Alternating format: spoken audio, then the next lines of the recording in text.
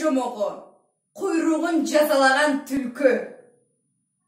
Түлкі талаада жойлап жүрсі, ете жеткен аңшылар көріп қалады.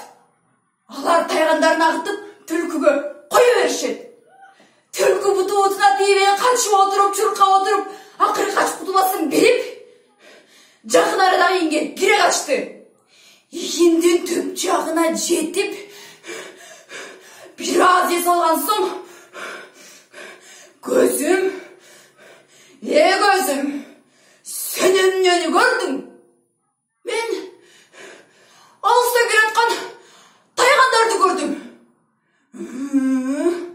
Құлағым, сенен нені оқтым? Мен алыстан келатқан тайғандардың дауыртын ұқтым. Мұрдым, сенен нені сөздің? Мен алыстан келатқан тайғандардың жаман жұтын сезіп, саға білгіздім. Бұттарым, бұттарым, сілерім не қылдыңар? Біз күшіміз келешінше жүрқап, сені ұшылы енге алып келдік. Құйрығым, сенен нені қылдың? Мен қорққандан сен не күтіға чап жауышып қалдым.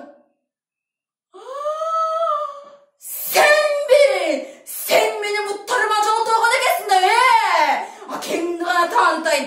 Чық ішке, чық дейін, чық!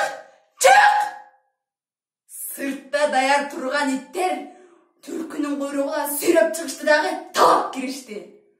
О шентіп құйрығын жазалайын деген түлкі иттерге жем болған екен.